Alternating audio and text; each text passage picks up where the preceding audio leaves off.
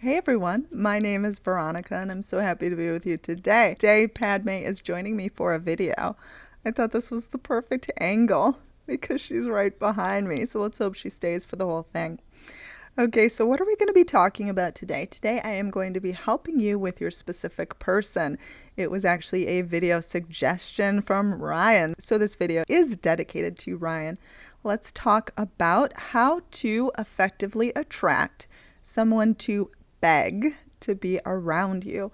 I know many of you probably have a specific person in mind, and right now you're probably doing most of the begging to be with them, but you want the tables to turn. You want this person to suddenly start to beg to have your time. How does this happen?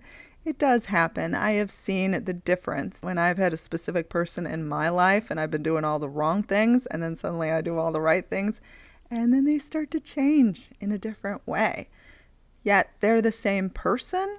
What changed wasn't them. What changed was me. When you change your idea of someone else, they naturally show up different in your world. So how on earth do we do this when we're usually so set in our ways that this person is going to be a particular thing or not be a particular thing? If you would like to learn more about me, I am a conscious manifesting coach. VeronicaIsles.com is the place to go. It's also the place to go to get my one-on-one personalized coaching just for you. I'll hold your hand through the process and help you get to your goal because I want to empower you with knowledge as to how you can turn this around in your life, how you can get someone to actually beg to spend time with you, like actually want to, rearrange their schedule to just hang out with you. Wow. Do subscribe to my channel, hit the bell icon as well if you would like to be notified as to when I release new content, also when I go online live, answering your questions for free.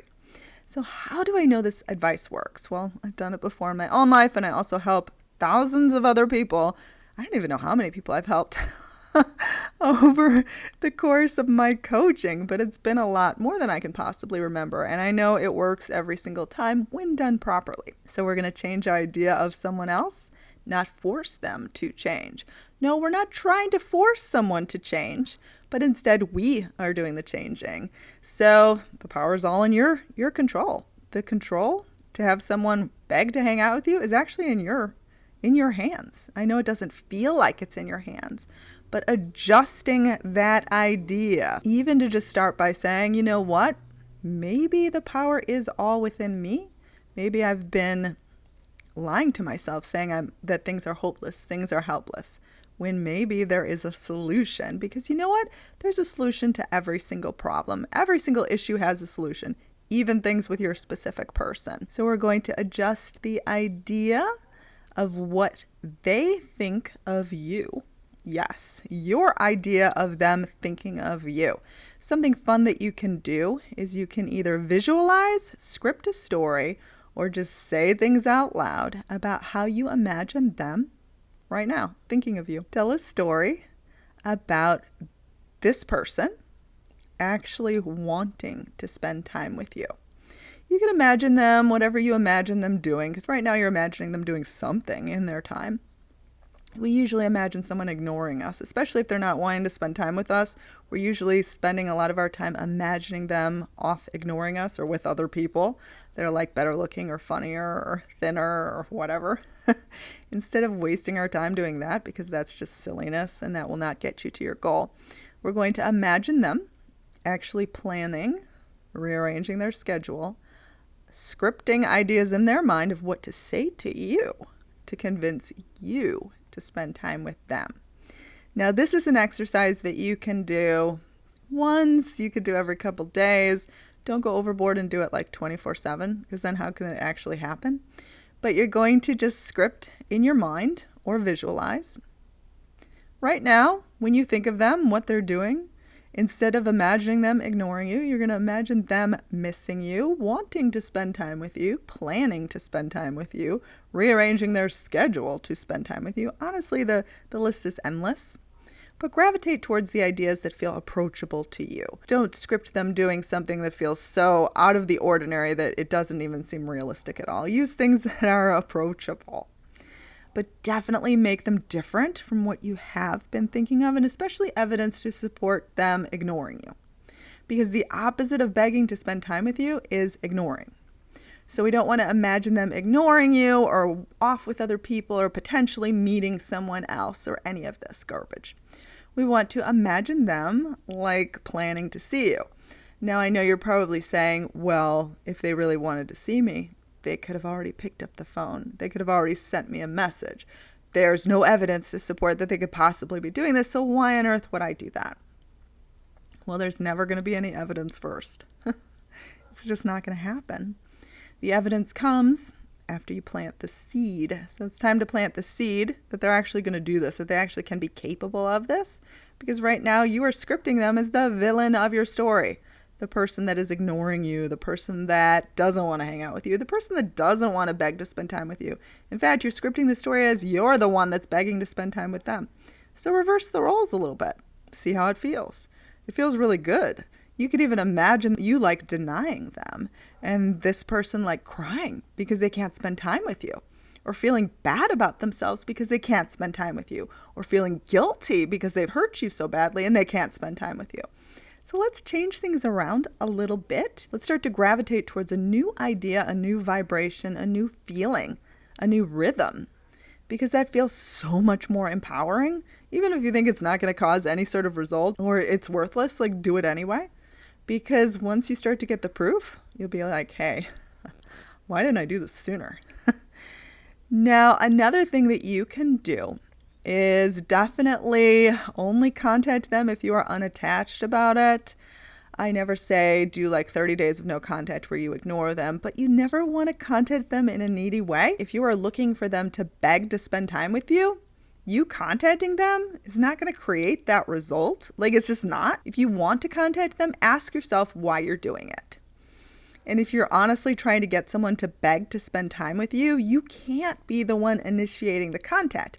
Because think about it. You usually beg for something you don't have. How on earth are they going to beg to spend time with you if you are constantly asking them to do things? Or you are constantly the one sending a text message and they are ignoring it? It's not going to happen.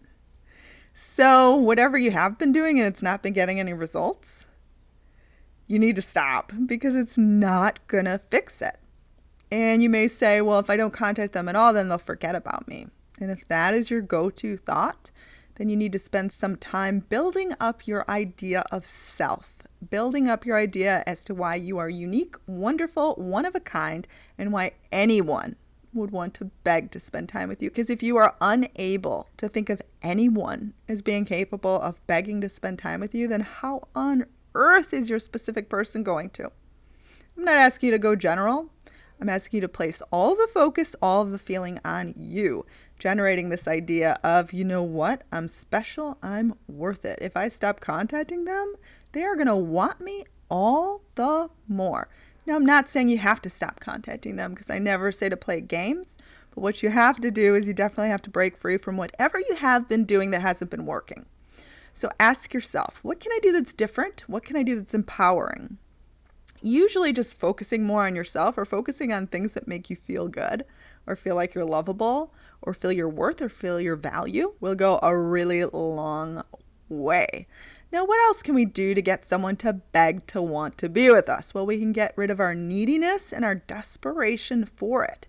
Now, you may say to me, well, Veronica, if I get rid of my neediness, how's that person going to see the difference? Don't they have to see the difference in order to see the new me? No, they'll be able to feel it. You can feel neediness or halfway around the world. You could probably feel neediness from like planet to planet. If we had human life form on another planet, you probably would be able to. Because neediness is like so potent. It's so yucky. Like, you can always tell when someone is needy for you, like you don't want to have anything to do with them. In fact, think in your life, like people you've been totally repelled by, people that want to be with you and you don't want to be with them. They usually came at you with a desperate vibe and you were like, yuck. I don't want to have anything to do with that. So you don't want to be that person. You want to be the person with the confident vibe. Even if you're not naturally a confident person, I'm not naturally a confident person, but I come across as a confident person because I work on it. I build myself up. I actively work at it because it's something I want to be. Padme says, be confident at work. See, look what happens. It's like wanting a cat to come near you. Have you ever known when you try to go sit by a cat and pet the cat just walks away, or the cat will like move, or the cat will not be receptive to the pets? But if you sit still and you kind of ignore the cat, that cat will be all over you. Just like what Padme just did to me. Now, I totally ignored her. She was all over my arm. Yeah, she still ran off, but she'll probably come back. Okay. Do look forward to my manifesting cat videos. I promise they will come. Have a lovely day. I'm Veronica. You can find out more about me at veronicaisles.com. Subscribe to my channel if you haven't already. You'll get to be first in line for my new content. Also, when I go online live, answering your questions for free. You can learn about that on Instagram as well, Veronica Isles. Listen to my podcasts, anchor.fm/Veronica Isles. If you haven't already, download my affirmations app for iPhone. It will transform your world. Link below. Okay, have a happy, wonderful, enlightened, amazing, exquisite day.